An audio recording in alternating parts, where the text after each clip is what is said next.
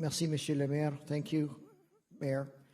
I now present the President of the Best Defense Foundation. Le Président de la Best Defense Foundation, Monsieur Donnie Edwards. And Jack Foy, World War II veteran from the 87th Infantry Division, General Patton's 3rd Army. Et Monsieur Jack Foy, vétéran de la Seconde Guerre mondiale, 87e Division d'Infanterie, 3e Armée du Général Patton.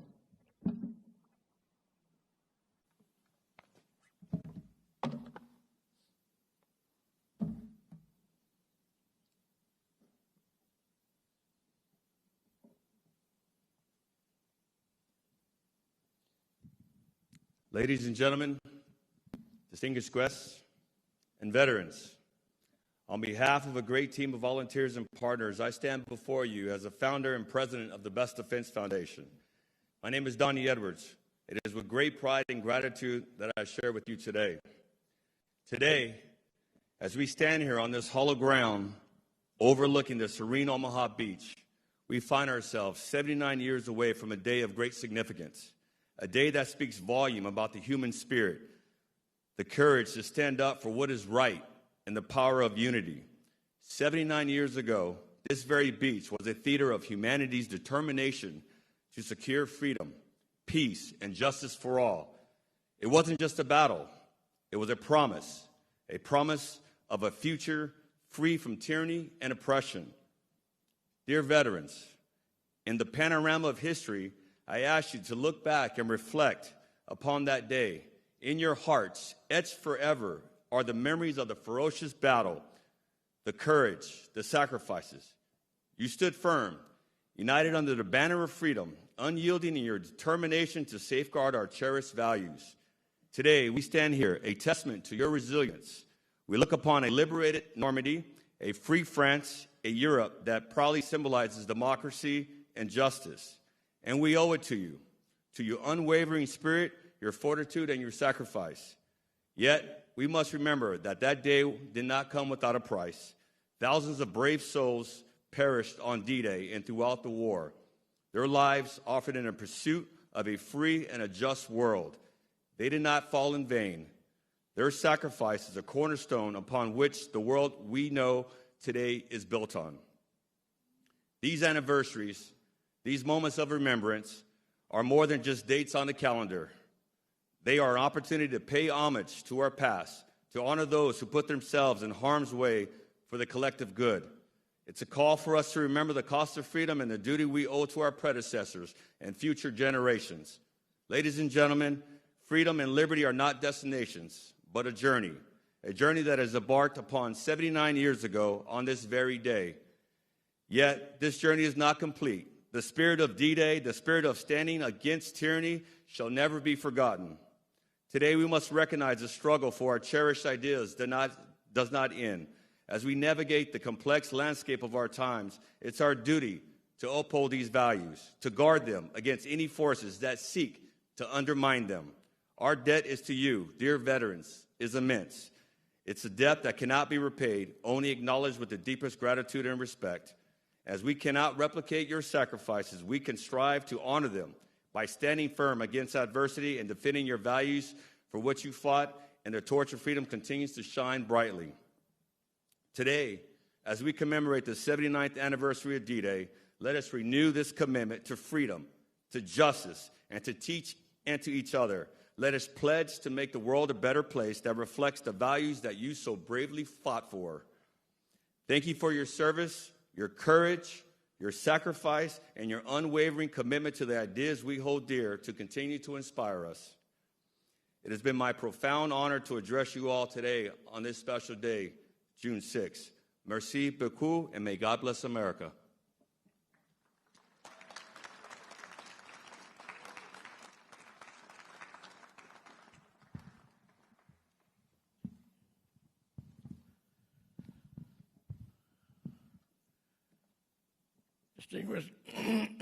Distinguished guests, fellow veterans, and especially the frontline infantrymen, some of my companions over here. I was an infantry machine gunner, Private General George Patton's famous Third Army, in the foxhole just outside of Bastogne, Belgium, in what became known as the Battle of the Bulge. Let me take you back about 79 years. We were just getting ready to jump off in an attack on a strong German position. The temperature's about 10 below zero, a foot or so of snow on the ground. German artillery is blasting our position. The ground is heaving up and down with the violence of the explosions. Trees are splintering and crashing to the ground. The shrapnel is slicing into soldiers' flesh. Rifle and machine gun fire splits the air. The sound is deafening and overwhelming. We are the machine gun section of what is left of an infantry company of the 87th Infantry Division, part of General George Patton's famous Third Army. Hardly more than boys, most of us 18, 19, 20 years old. Within about 10 yards of our position were the bodies of 3 of my comrades, men that I can never forget, Finn, West, Porzio, half buried in the snow and frozen in the 10 below zero weather, an image that still serves my mind after 79 years. There were to be many more before this war was over.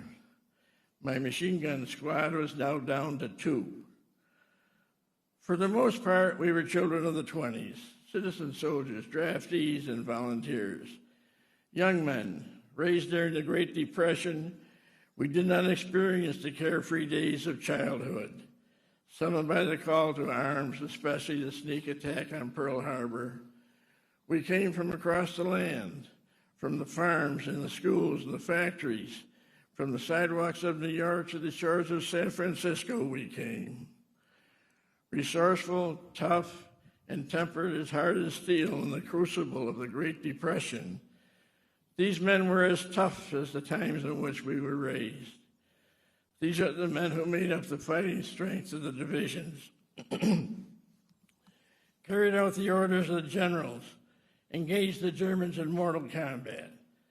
These are the men you see here before you. It may be hard to believe, but we were once young and strong. The Battle of the Bulge started on the early morning of December the 16th, 1944, when 3 German armies, about 500,000 men, attacked what was basically 4 American divisions, about 50,000 men, in the Ardennes area of Belgium and Luxembourg. They covered a front of about 75 to 80 miles. These units were outnumbered over 10 to 1 by the massive German assault. The weather was ideal from the German point of view, snow and fog. The American Air Force was almost useless. The early morning stillness of the fog-shrouded forest was suddenly shattered with a thunderclap of a massive artillery barrage landing on the Americans. The onslaught had begun. We were dry-mouthed and our guts churned with fear as masses of German troopers, dressed in greatcoats, emerged through the veil of the early morning fog and mist and charged towards them like men possessed. Low in their foxholes, the GIs prayed to the Lord and opened fire with their rifles and machine guns at the overwhelming Nazi assault. We knew that feeling of utter exhaustion, the inability of our flesh and blood to continue on, yet we must continue or die. We knew firsthand the violent pounding of the heart, the cold sweat, the trembling of the body, and the stark terror that mortal combat brings. It was a hell that had to be endured, and we endured it. There is no way to convey to you the agony, the misery of frontline infantry combat. Even nature was our enemy, with bitterly cold, often below zero weather. The ground was frozen solid, the skies were gray, the days were short with daylight at 8 and darkness by 4. The nights were long and frigid and snow covered the battlefield. GIs, their bodies numb, were blue-lipped and chilled to the bone. Only a very few of us had proper winter clothing. We very rarely had a chance to be inside a house. We were outside in the zero weather 24 hours a day, day after day, without relief. These are the soldiers who, when their officers and sergeants lay dead, held the enemy at bay in the days when the heavens were falling and the battlefield was in flame with all the fire and noise humanly possible for over 1 million warriors to create. For a brief moment in history, these men held our nation's destiny in their hands. We did not fail. The assault pushed the defending Americans back, but they made the Germans pay dearly for the ground that they gained. Our army suffered an average of 500 men killed and 1,000 men wounded every day for the over 6 weeks that the Bulge lasted. And that was just in the Bulge area, not the rest of Europe or the Pacific. How I ever survived that slaughter and kept my sanity, I will never know. That I had a strong faith in God and in my Catholic faith certainly helped, although much of what we did was completely alien to those teachings. The killings were the worst. Almost every day, one or more of us would be killed, and every day we would kill Germans. After a while, you became almost numb to it. If you dwelled on it and thought about it, you would probably go crazy. One of the worst things was that even a fairly minor wound could be fatal. The temperature was still down around zero, and if someone was immobilized, they would often freeze to death before help could get to them. The Battle of the Bulge lasted until early February 1945. More than 1 million men participated in this battle. It was to become the greatest and bloodiest battle ever fought by the United States Army. But the cost of victory was high. There in the Ardennes, on that cold, brutal field of battle, 19,000 young Americans answered the angel's trumpet call and had their rendezvous with death. 19,000. Purple Hearts were awarded by the thousands.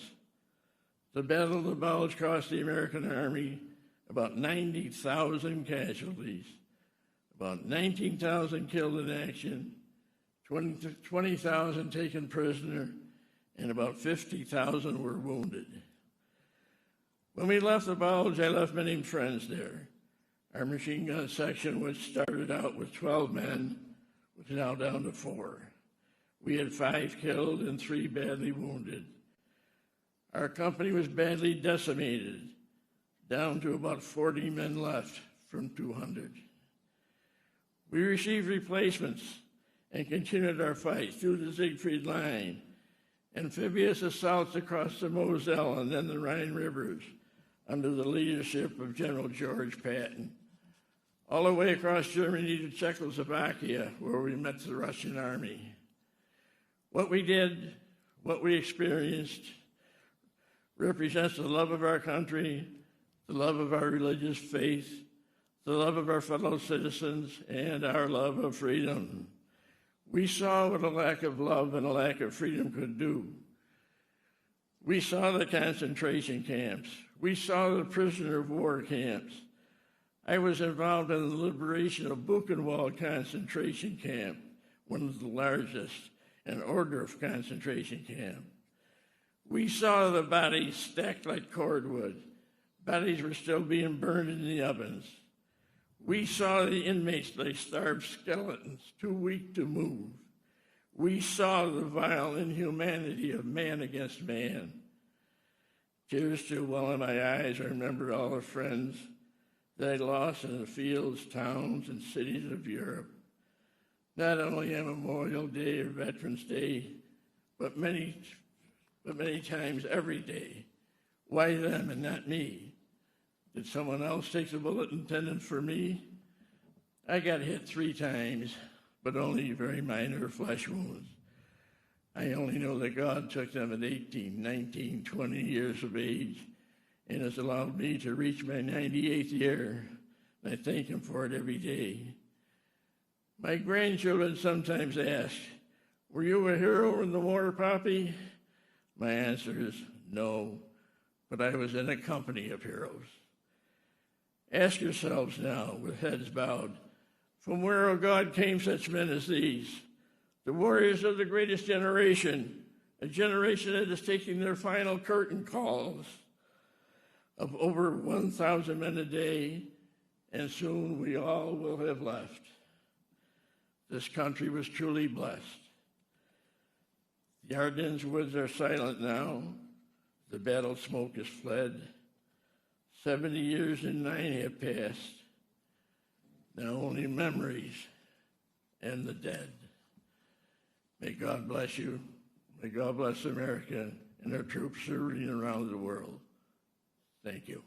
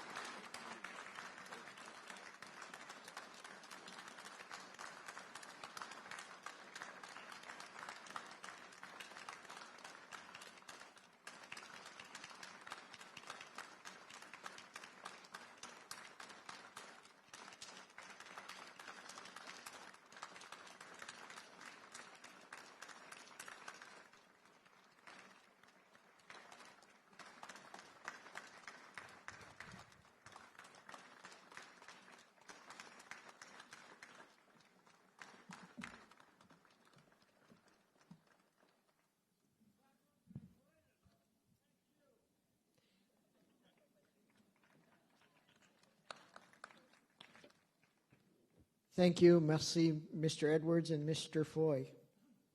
I now introduce the senior senator from Kansas and ranking member of the Senate Committee on Veterans Affairs, le sénateur du Kansas et membre de la commission sénatoriale aux anciens combattants, sénateur Morin.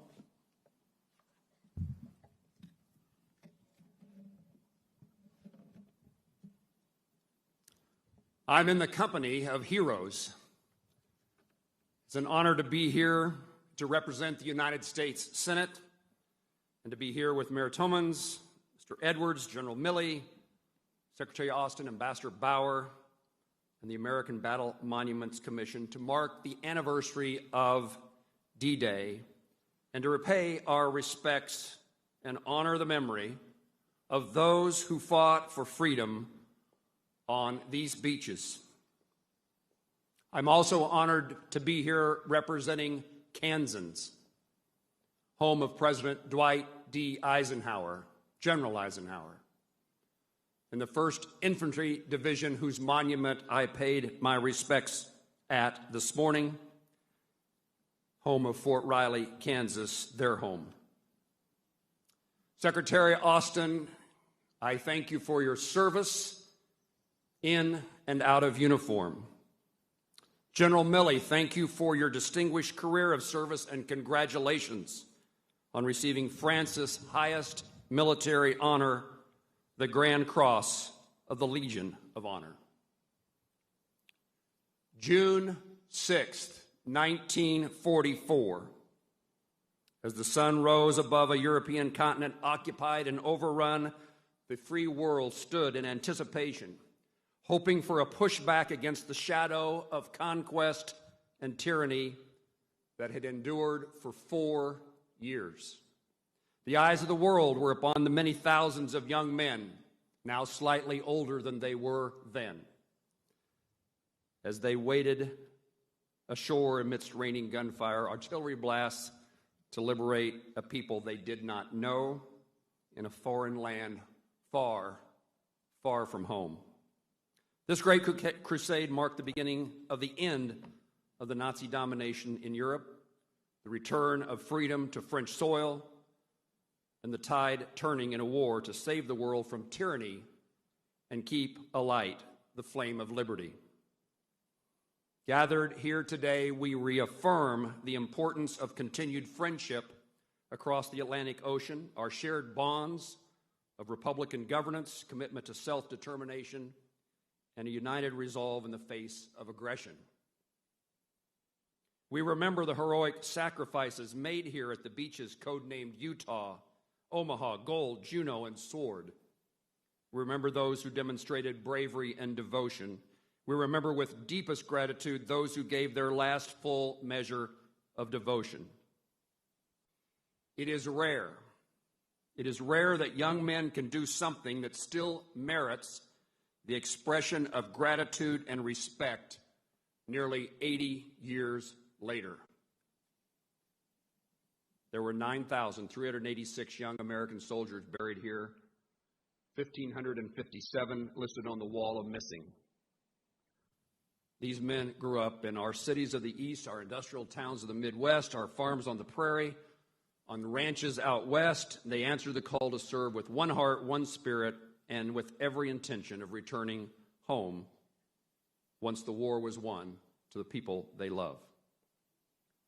This patch of earth here at Normandy holds a place in the hearts of families across the United States. Generations of Americans have grown up with only the stories and photographs of an uncle or of a father, a grandfather, or a brother who made the ultimate sacrifice. Each loss, represented here by a white marble cross or a Star of David, is a loss that a family has borne for 79 years. D-Day remains the largest and most ambitious military operation in modern history, and it was planned and executed under the leadership of a boy from Abilene, Kansas. We also, having paid our respects, have another responsibility, that our lives and our nation's actions are committed to the ideals for which those we so greatly respect served and died. On the chapel here, these words are engraved. These endure all and gave all, that justice among nations might prevail, and that mankind might enjoy freedom and inherit peace. Our responsibilities as citizens, certainly citizens of the United States, and perhaps citizens of the world, is not only to pay honor and respect, but then to live our lives in a way that utilize what was accomplished here for the betterment of the world.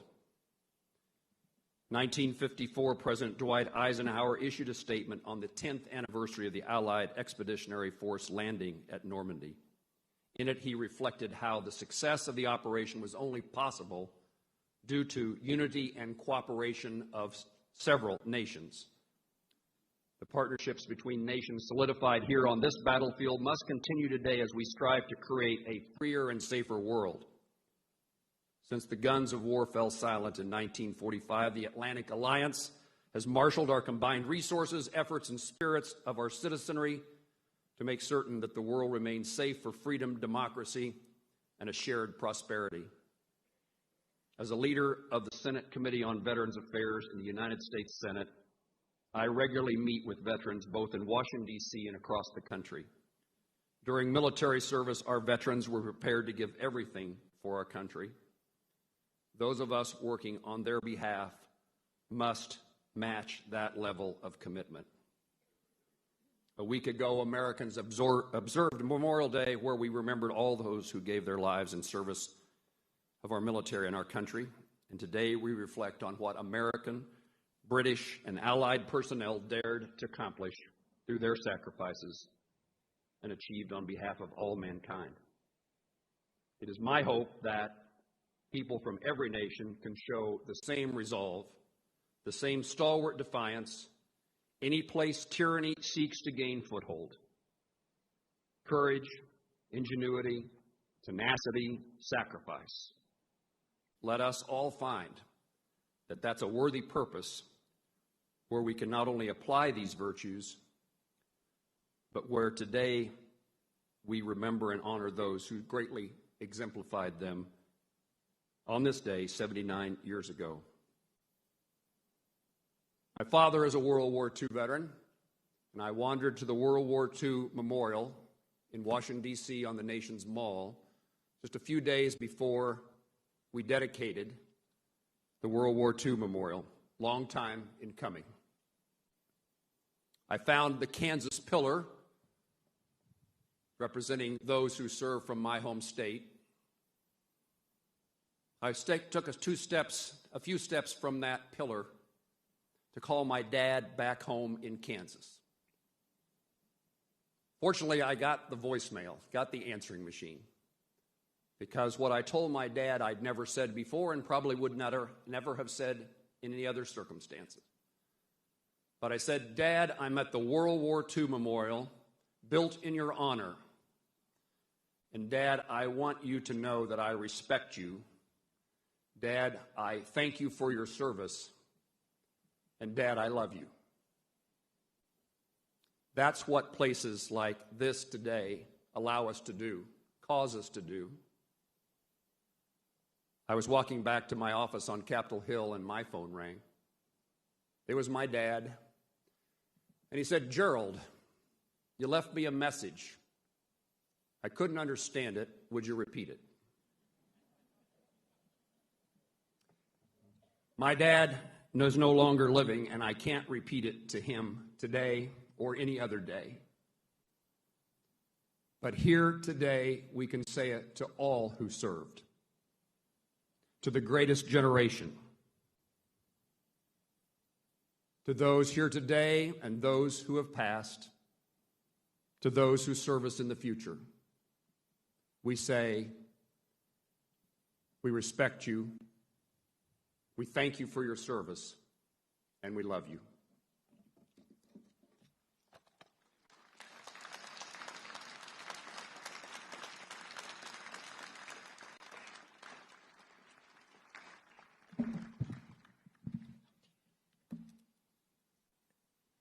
Thank you, merci, Senator Moran.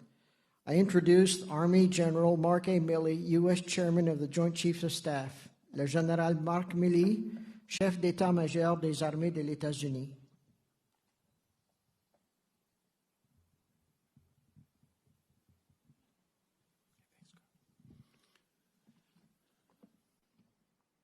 Thanks, Scott, for that introduction, and for Mr. Floyd. Thank you and all those that you represent today and every day. It is you and your generation who have given us the freedoms that we enjoy.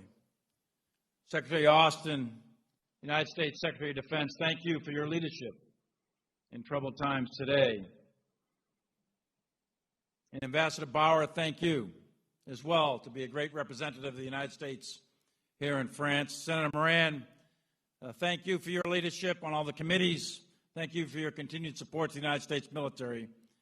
And thank you, Senator Nelson, for leading our aerospace administration at NASA, but also being a great veteran yourself and also an astronaut.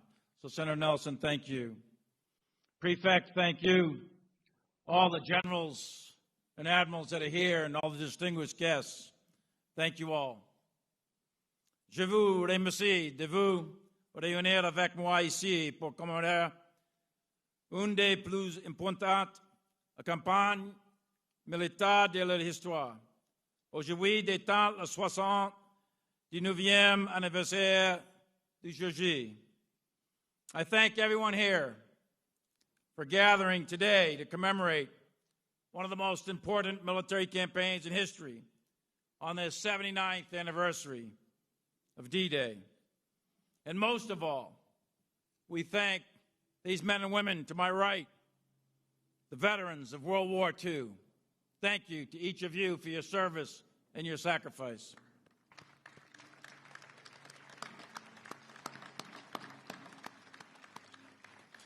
Today we honor more than 150,000 Allied soldiers who stormed the beaches of Normandy 79 years ago. It's a day of profound significance in the history of the world, for it was a day that began the liberation of France from Nazi tyranny. Allied forces prepared for the invasion for 2 full years. The scale and scope of this operation was enormous. Last night began 24,000 Allied paratroopers and glider infantry drifting into the darkness just after midnight on the morning of 6 June 1944. As dawn broke, 6,000 ships carried soldiers to the assault landings on the 50-mile-wide beachhead, Utah, Omaha, Gold, Juno, Sword. Their names forever etched in our memories. These brave men crawled inch by bloody inch across mine-riddled beaches under the hail of German bullets. They were ordinary soldiers, yet they were exceptional in every way. Like First Lieutenant Danny Thompson, who flew 11 B-24 missions as part of the 8th Air Force, executing the pre-assault fires in one of his last missions just prior to Normandy's assault. His plane took 500 bullets and pieces of shrapnel, 10 of which punctuated his body. Danny is with us today with multiple Purple Hearts. Thank you, Danny.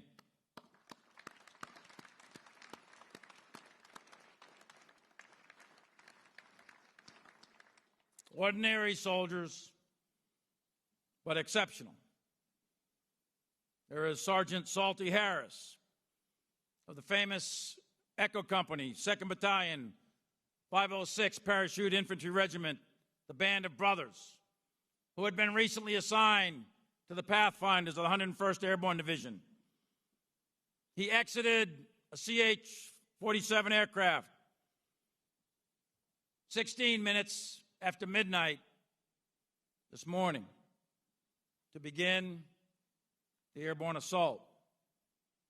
He was killed in action on 18 June 1944 in Carentan, the primary objective of the 101st Airborne Division. But he, too, is with us today, buried on these hallowed grounds, an ordinary soldier, but exceptional in every way. And Staff Sergeant George Miller, Charlie Company, 327 Glider Infantry Regiment, landed behind the beaches of Utah and fought his way to Saint-Côme-du-Mont. He later jumped into Market Garden, fought in the Battle of the Bulge, and ended the war by capturing Hitler's Eagle's Nest. He survived the war and is with us today. Exceptional soldiers in every single way. Men like Sergeant Charles Shea, a combat medic with the 2nd Battalion, 16th Infantry Regiment of the 1st Infantry Division, the famous Big Red One, who landed in the first wave. He rescued drowning wounded comrades under fire and received the Silver Star for his bravery at Normandy.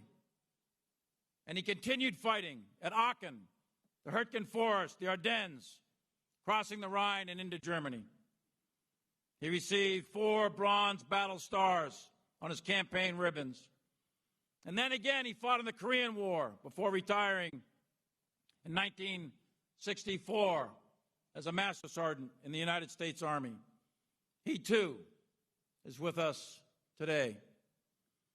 From the bombings and the preparatory fires to the nighttime air assault to the morning amphibious landings, they were ordinary soldiers, but they were exceptional human beings. And let us never forget the brave men and women of the French resistance who fought alongside the British Special Operations Executive and the American OSS Jedburgh teams who set the conditions behind the lines for the assault landings on D-Day. And on the other side of the world, there was Sergeant William Luttrell of the 4th Marine Division, who had already survived the Battle of Roy Namur against the Japanese. And now, while the Army was landing at Normandy, the Marines were hitting the beach at Saipan in June of 1944. Sergeant Luttrell later served at Tinian and Iwo Jima. He, too, is with us today. And the millions of others on the Eastern Front, in China, Burma, India theater, in the Middle East, in Italy, where Rome was liberated just 2 days prior to the landings here at Normandy. All of these soldiers, sailors, airmen, Marines, all were ordinary men and women. But everyone was exceptional in their courage as they displayed acts of bravery in the face of intense violence in a global war against tyranny. In this cemetery lies over 9,000 American souls who gave the last full measure of devotion during that summer of 1944. It is in this cemetery that we bear witness to the daunting threats to freedom and the costs required to remain free. These Americans and so many others sacrificed and gave their lives in the crucible of combat thousands of miles from their birthplace. They gave their lives so that others whom they didn't even know would remain free. They gave their lives for us so that you and I would live free.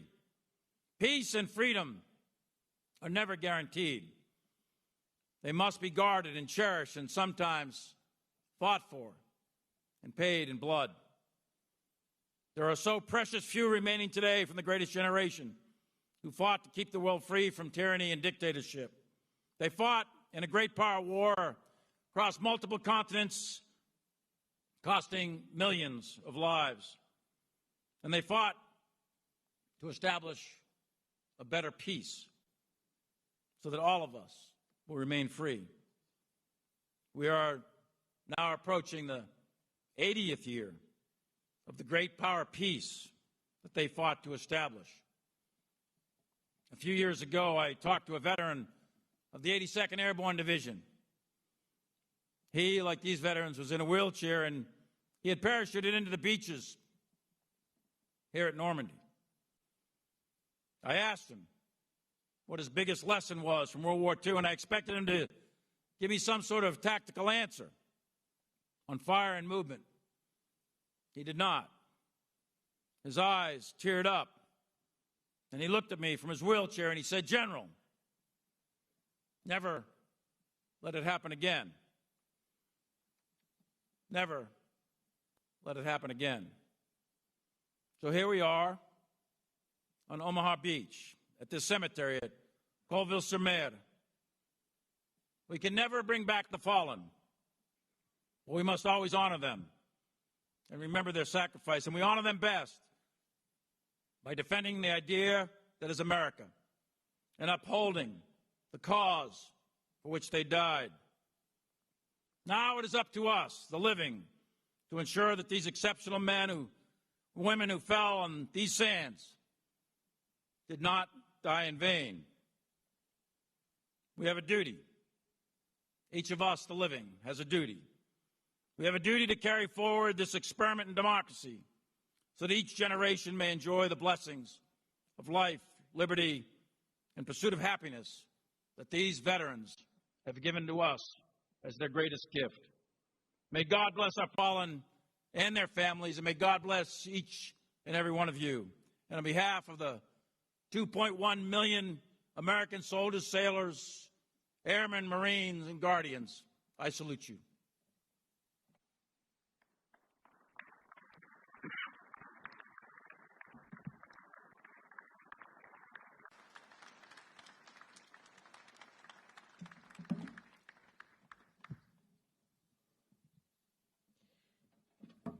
Thank you. Merci, General Milley. I now introduce the sous-préfet of Lisieux, representing the French Republic, Monsieur le sous-préfet de Lisieux, représentant de la République française, Monsieur Guillaume Lecoyas.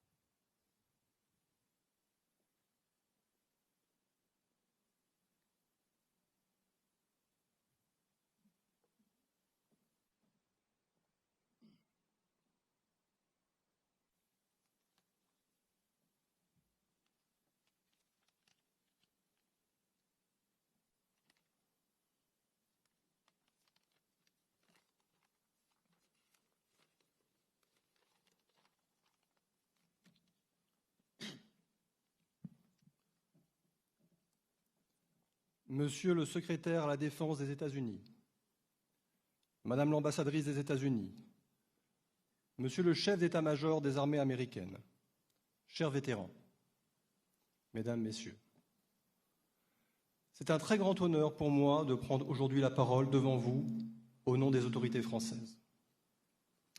Ici même, il y a 79 ans, sur cette plage d'Omaha, s'est joué le destin du monde libre. Il en fut de même à Utah, Juneau, Gold et Sword, sans oublier les sites des opérations aéroportées de Sainte-Mère-Église et du Pegasus Bridge, dont les noms sont désormais gravés dans l'histoire. Le 6 juin 1944, sur une mince ligne de front de 120 km, plus de 156 000 hommes effectuèrent les premiers pas de la reconquête de la liberté et de la démocratie en Europe. 12 semaines de combats acharnés les attendaient. 12 semaines de lutte dans le bocage normand et dans les villes en ruine. 12 semaines qui décidèrent du sort de la guerre en Europe et précipitèrent la chute du Reich. Avec les premiers pas des soldats alliés en Normandie, l'espoir renaissait enfin chez tous les peuples qui vivaient depuis plusieurs années sous le joug nazi. En commémorant aujourd'hui, le 6 juin, au milieu des milliers de croix blanches d'Omaha, la République française célèbre l'héroïsme des soldats américains. La France rend un hommage solennel à ceux qui ont lutté, souffert et donné leur vie pour permettre de la délivrer. Chers vétérans, 79 ans plus tard, cette cérémonie nous permet de vous témoigner notre reconnaissance. Elle nous permet de rendre hommage à votre courage ainsi qu'à celui de tous les vétérans alliés. 79 ans après, cette commémoration est aussi pour nous l'occasion de réaffirmer la force des liens qui unissent nos démocraties.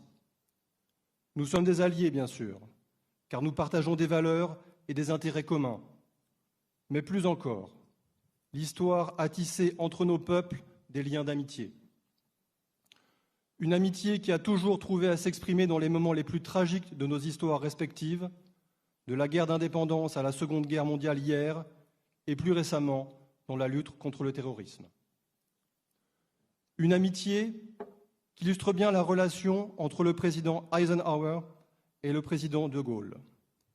Deux présidents, deux généraux, deux hommes qui avaient connu la guerre et qui avaient combattu côte à côte le 6 juin 1944. L'un commandant en chef les forces alliées, l'autre à la tête de la France libre. Deux hommes qui défendaient chacun les intérêts de leur pays, deux hommes qui pouvaient ne pas être toujours d'accord, mais deux hommes qui avaient confiance l'un dans l'autre et qu'une profonde amitié unissait. Je terminerai mon propos par deux citations de ces deux hommes qui ont tous deux marqué le XXe siècle de leur empreinte. La première est du général Eisenhower, qui, à l'occasion d'une visite en France en 1959, disait ceci. « À travers toutes les vicissitudes des temps, l'affection de la France et des États-Unis est demeurée intacte. Comme tant d'Américains, j'ai été amené à accepter cette amitié, cette affection mutuelle, comme une vérité historique. » Ce à quoi le général de Gaulle a répondu lors d'une visite aux États-Unis en 1960, s'exprimant au Capitole devant le Congrès des États-Unis, le général de Gaulle disait ceci. « Rien ne compte davantage pour la France que la raison, la résolution et l'amitié du grand peuple des États-Unis. Vive les États-Unis d'Amérique et vive la France. » Je vous remercie.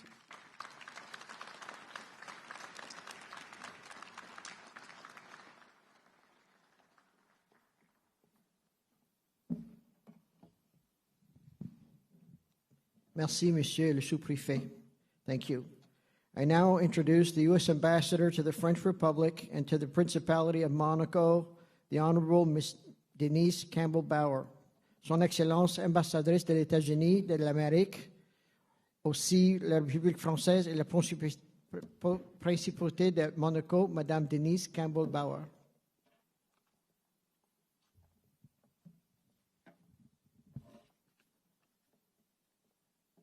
Mesdames et Messieurs, chers anciens combattants, dear veterans, to all the veterans here today, we are deeply honored by your presence. The world owes you and your entire generation a debt of gratitude for your service. We will never forget. We stand together today, 79 years after the great Allied endeavor began on these beaches to liberate France and all of Europe from the scourge of Nazi occupation. On that fateful morning, as news of the Allied invasion filtered into the White House, President Roosevelt addressed the American people in prayer, commending America's sons in their struggle to preserve our freedoms and set free a suffering humanity. Lead them straight and true, he said. Give strength to their arms, stoutness to their hearts, steadfastness in their faith. And in homes across America, families of many faiths prayed together in dozens of languages, but with a shared gratitude for the sacrifices of our soldiers and a belief in the collective goodness of our nation. The Nazis, like all totalitarian regimes, believed that they could weaken the resolve of those they conquered and fought by dividing them by religion, by ethnic group, and so on. They saw the diversity in the great cities of Europe and America as a weakness, not a strength. America's sons and daughters who landed in Normandy came from every corner of our country and from every walk of life. Many were the children of immigrants. Some were rich, others poor. Some had college degrees, many did not. Whatever their background, they fought under one flag, and they were the pride of our nation. In this and other national cemeteries, America's heroes are buried without respect to their background or rank. Whether a soldier was a career Army officer or a dairy farmer, an artist or an auto mechanic, a truck driver or a teacher, here they are all equal. As you walk through the cemetery, you see that each man and woman honored here tells a part of America's story.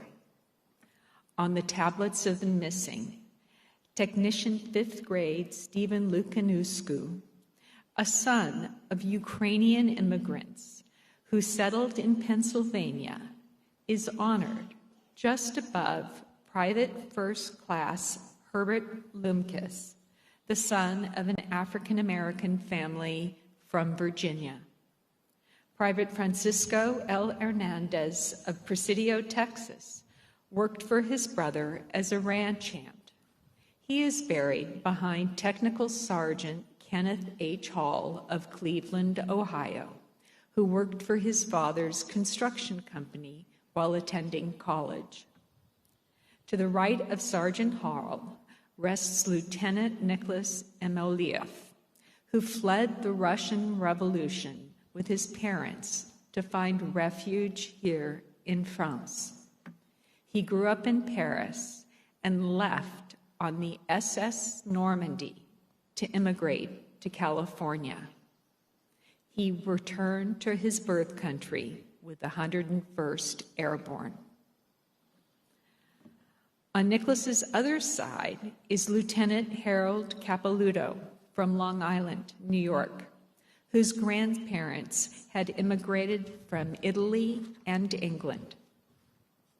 On June 6, 1944, Lieutenant Capilouto was the pilot of a C-47 carrying paratroopers of the 101st Airborne's Easy Company that was shot down, leaving no survivors.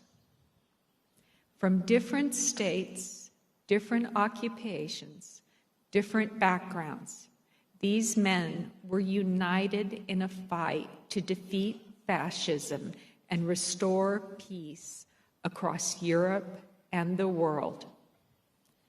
Today, again, we see a war of choice in Europe's east. We see a regime that seeks to divide and weaken the resolve of freedom-loving nations by promoting ethnic divisions and inflicting terror on civilians. We will stand as long as it takes with the people of Ukraine as they defend their sovereignty and way of life. We will remain resolute in our fight for our democratic values and for a better world for all our children across all nations. As we honor the sacrifices of those who fought here, let us stand resolute and continue to draw inspiration from the impassioned plea President Roosevelt made on D-Day to remain straight and true and to fight for a more just and unified world where all people can live in freedom. Thank you. Merci.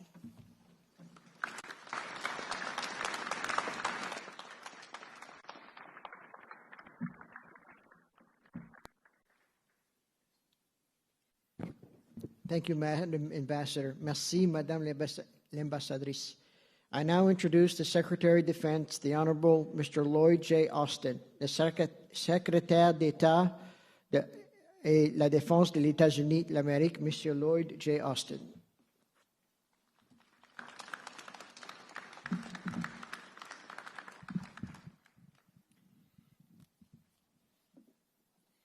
Well, thank you, sir.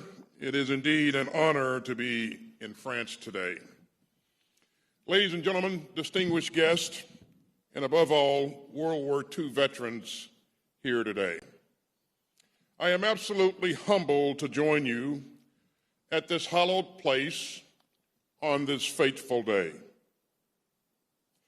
79 years ago, France and much of the rest of Europe lay beneath the Nazi boot. The night before Operation Overlord, General Eisenhower met with troops from the 101st Airborne. And some thought he looked nervous. But one soldier called out, "Now quit worrying, General. We'll take care of this thing for you." And they did.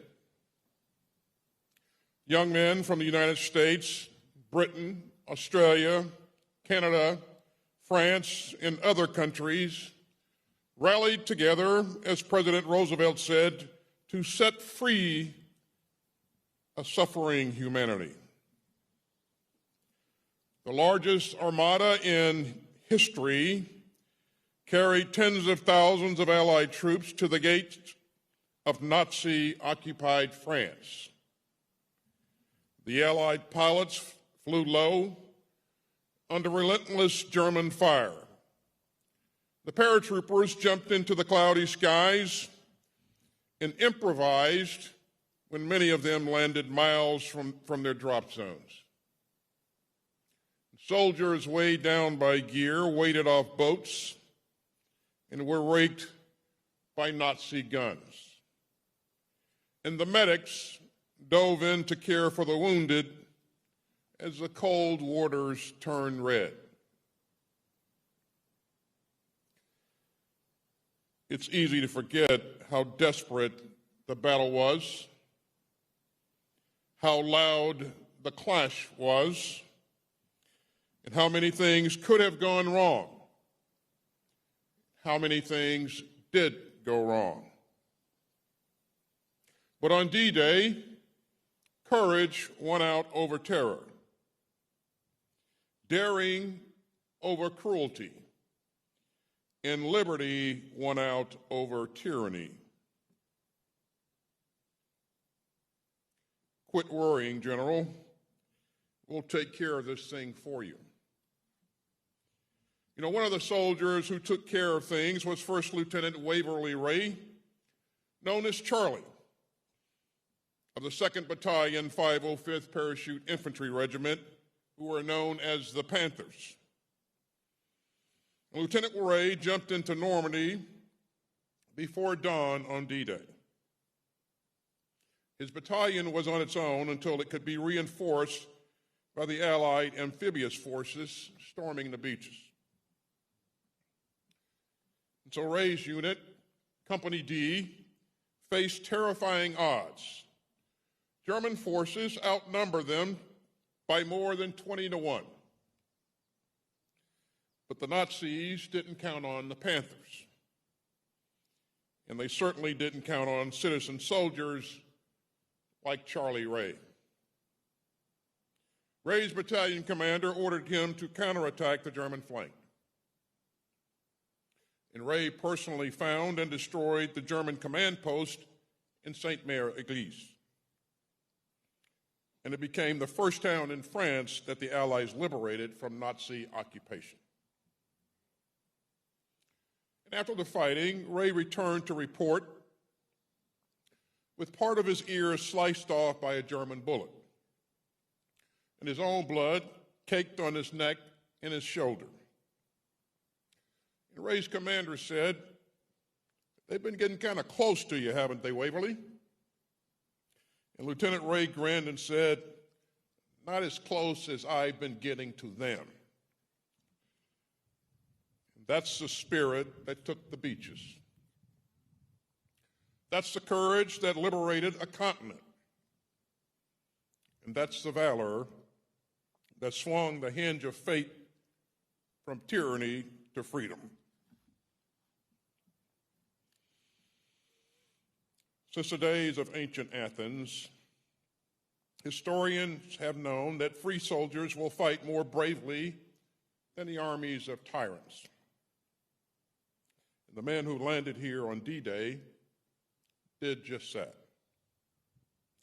And they wrote themselves into the pages of history as a grand refutation of Hitler's bile.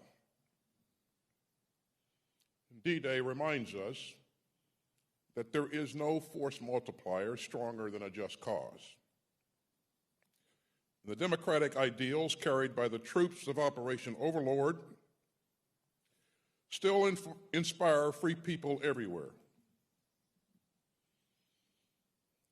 Ladies and gentlemen, it was one of the great honors of my life to serve some 50 years after D-Day as the commander of the 2nd Battalion, 505th Parachute Infantry. In fact, I jumped into Normandy with elements of my battalion for the 50th anniversary of D-Day. With pride, we shouldered the legacy of liberty passed down by Charlie Ray and his brothers in arms. And it is all of our duty to defend with undimmed vigor the principles for which the Allies fought. We still seek a world where aggression is a sin, where human rights are sacred,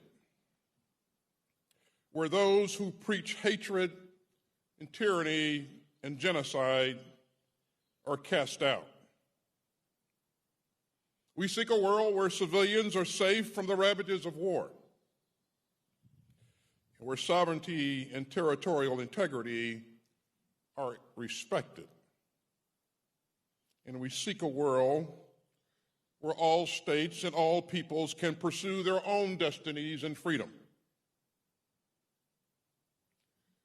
Ladies and gentlemen, today's open world of rules and rights was built on the shoulders of those who took the beaches, codenamed Utah, Omaha, Gold, Juno, and Sword. Today's rules-based international order is the legacy of those who won the bloodiest war in history. And it is our task to carry forward their mighty work. For most of us, the demands of democratic citizenship are far less stern than they were in 1944. But we must meet today's challenges with our full strength, soldier and civilian alike. If the troops of the world's democracy could risk their lives for freedom then, surely the citizens of the world's democracy can risk our comfort for freedom now. And some of our friends no longer have that choice.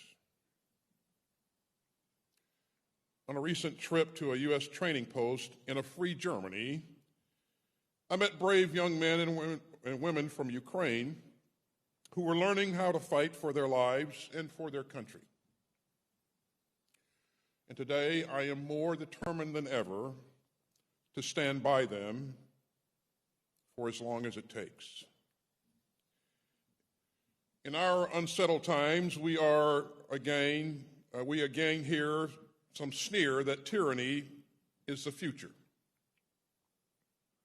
and that people long for strongman rule, and that the unity of free people will shatter, and that the hour of democracy has passed. They are wrong. And every D-Day, citizen by citizen, we remember that we each have the ability and the responsibility to fight for the principles that drove the Allied armies forward. 79 years ago, General Eisenhower told the soldiers, sailors, airmen, and Marines of the Allied Expeditionary Force, quote, "The eyes of the world are upon you. The hopes and prayers of liberty-loving people everywhere march with you. The eyes of the world are still upon the heroes of D-Day.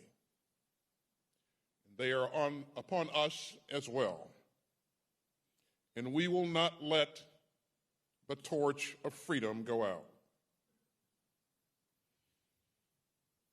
Every time a veteran of D-Day is gathered to his maker in the fullness of time after a long life of lived in freedom, he wins a final victory over Hitler.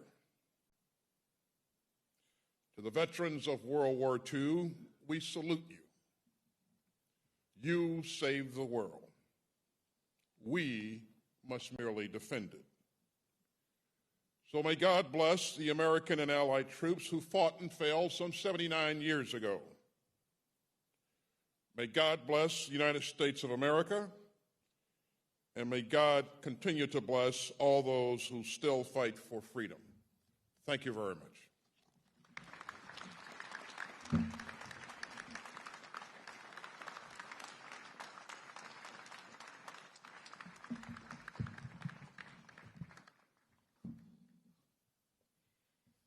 Thank you. Merci, Mr. Secretary.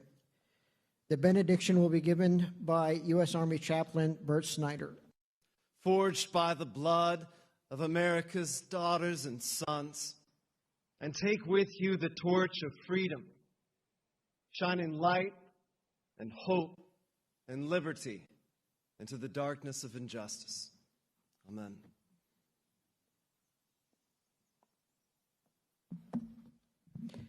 Thank you, Chaplain. We shall now conduct the wreath ceremony.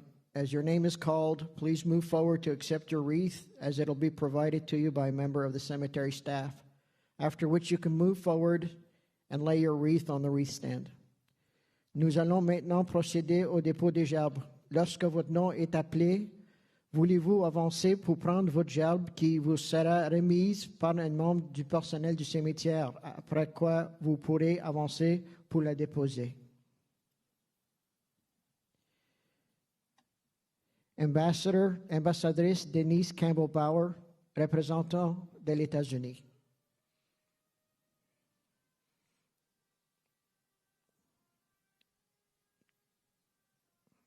Here we go.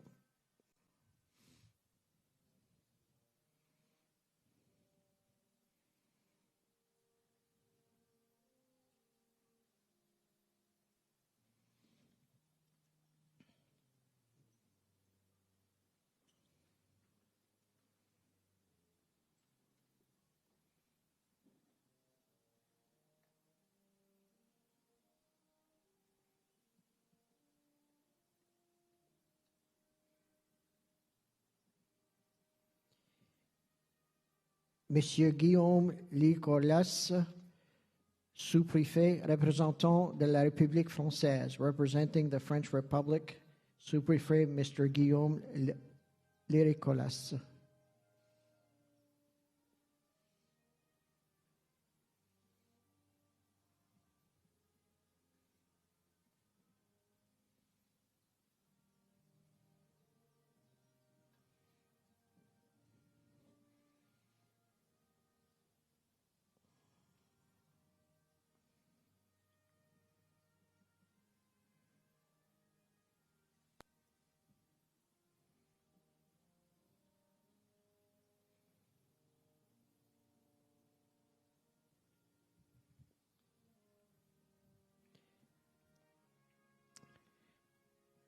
U.S. Secretary of Defense, Secretary Lloyd J. Austin, representing the Department of Defense. Représentant la Défense des États-Unis de l'Amérique, Secrétaire Lloyd J. Austin.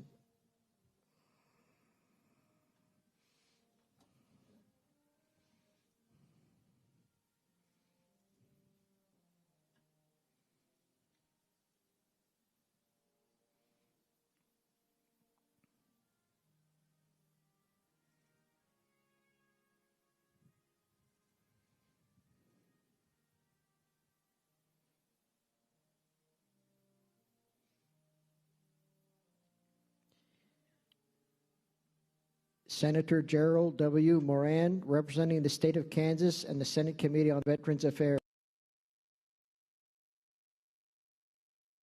Aux anciens combattants, Monsieur Gerald W. Moran.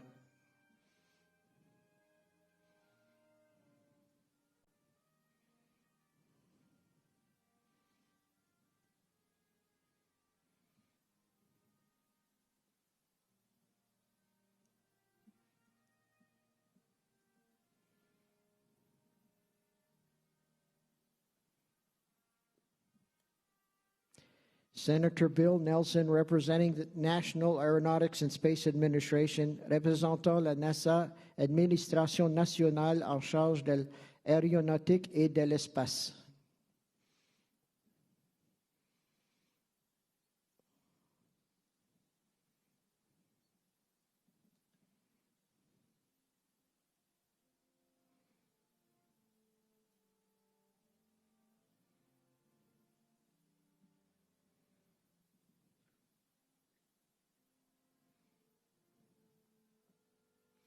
Madame Nathalie Porte, Miss Natalie Porte, représentant la région Normandie, representing the Normandy region.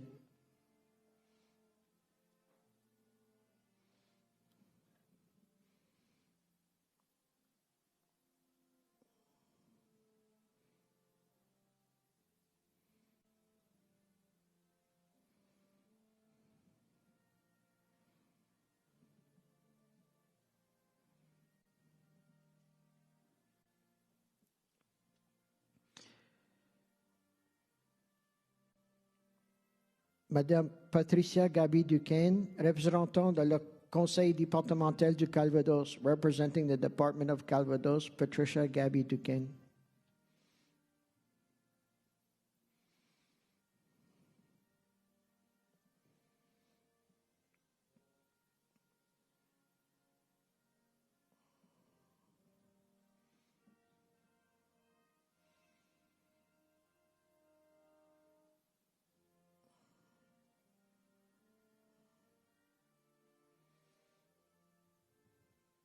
Monsieur Patrick Tomine, representing the Colville-sur-Mer et Isigny Omaha Intercom. Représentant de Colville-sur-Mer et Isigny Omaha Intercom, Monsieur Patrick Tomine.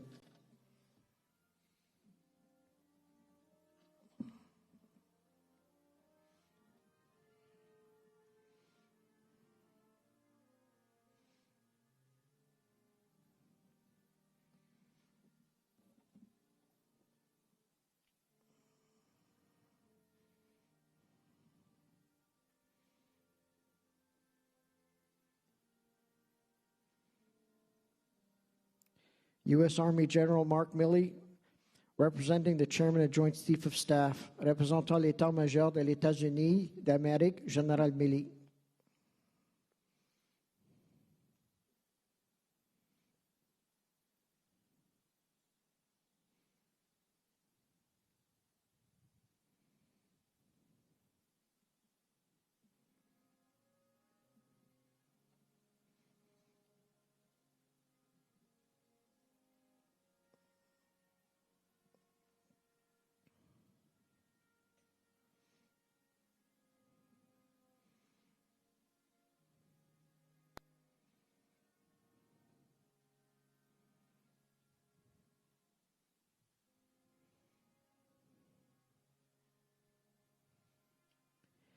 U.S. Army Chief of Staff, General James C. McConville, representing the United States Army. Représentant de l'armée des États-Unis de l'Amérique, le général James C. McConville.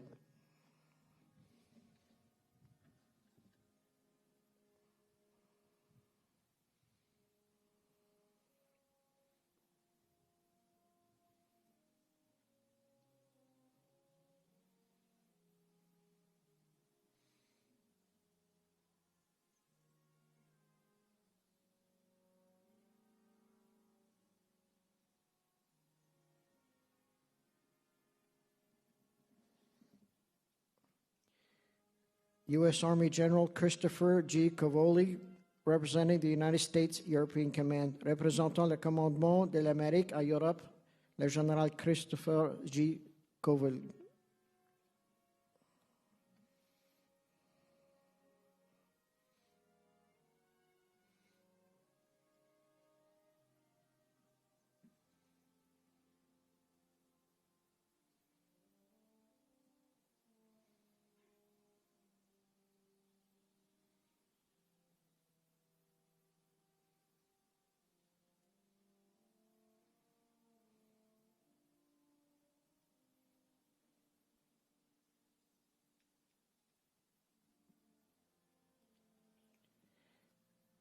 U.S. Marine General Michael E. Langley, representing the United States Africa Command. Représentant l'armée Afrique des États-Unis, le général Michael E. Langley.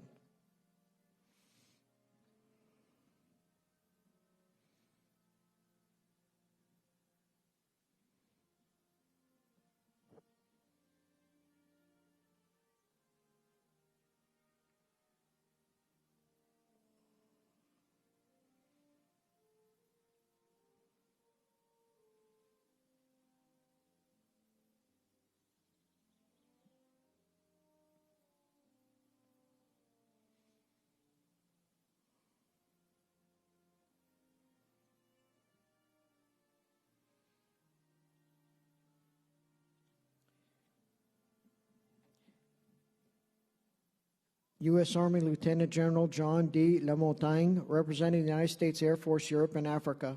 Représenter la Garde nationale des États-Unis de l'Amérique et l'armée de l'air de l'Europe et l'Afrique, le général John D. Lamontagne.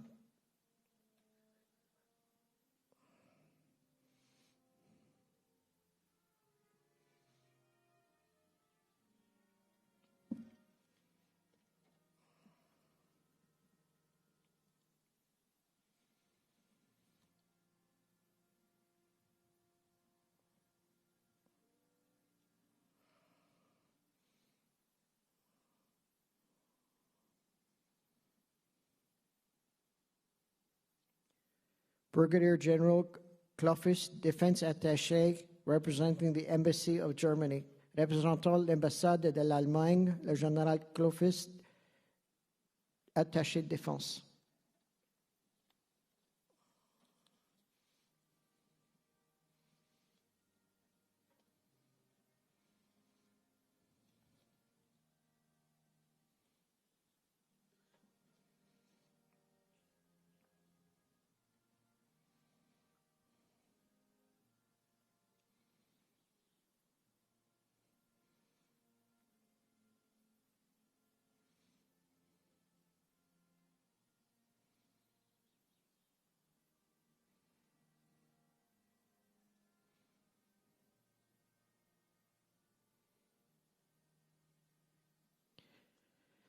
Representing the Best Defense Foundation, the organization responsible for returning our veterans to France, Mr. Donnie Edwards, representing the Best Defense Foundation. Mr. Alexis Garson, representing Michelin USA. And Mr. Bob Summers, representing Delta Airlines.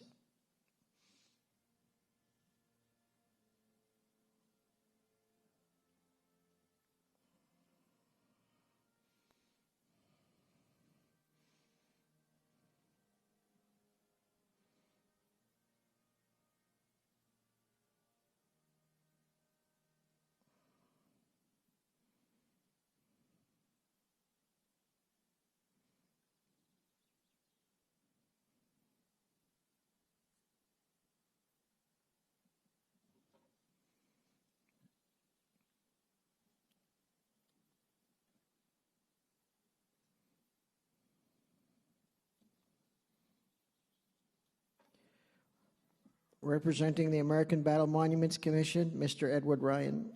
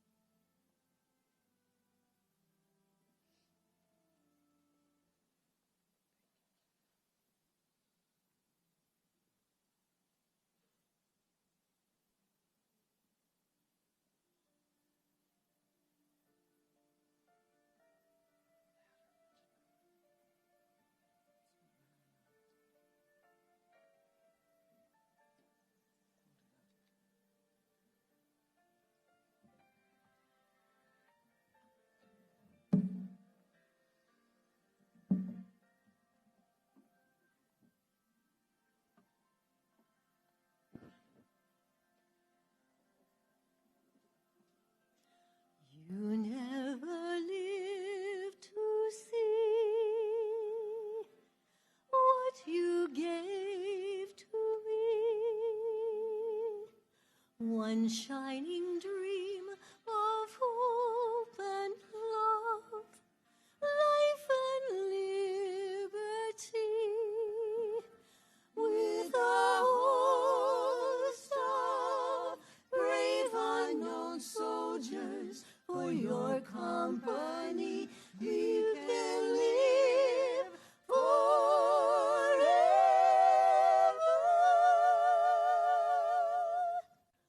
Here in our memory, in fields of sacrifice, heroes paid the price. Young men who died for old men's wars, gone to paradise. We are all one brave band of brothers, and one day you'll see we can live together.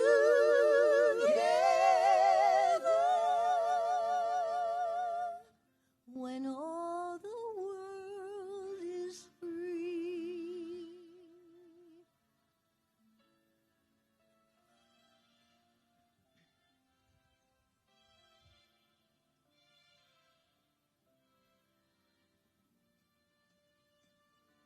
I wish you'd lived to see all you gave to me.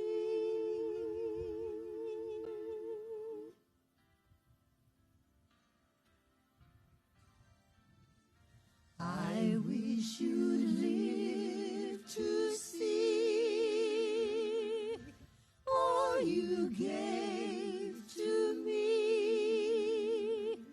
Your shining dream of hope and love, life and liberty. We are all one brave band of brothers, and one day you'll see we can live together.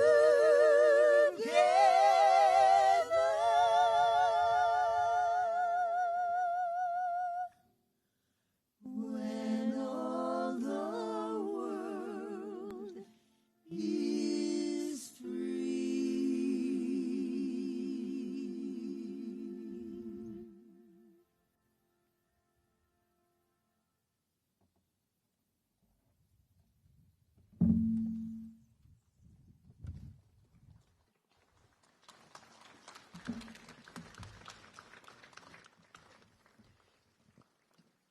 Thank you, Ladies for Freedom. Ladies and gentlemen, please rise as we render honors to the World War II survivors who are with us here today, and to all those who made the ultimate sacrifice for freedom. We will never forget our debt to them. Please remain standing for for the firing of the 21-gun salute, taps, a moment of silence, and departure of the color guard. Mesdames et messieurs, voulez-vous lever pour hommage aux survivants de la Seconde Guerre mondiale qui sont à nos côtés aujourd'hui et à ceux qui ont concité l'ultime sacrifice pour notre liberté. Nous ne nous oublions jamais la dette que vous nous avez donnée. Veuillez rester debout pour la sonnerie aux morts, la tir aux morts et le départ de la garde d'honneur.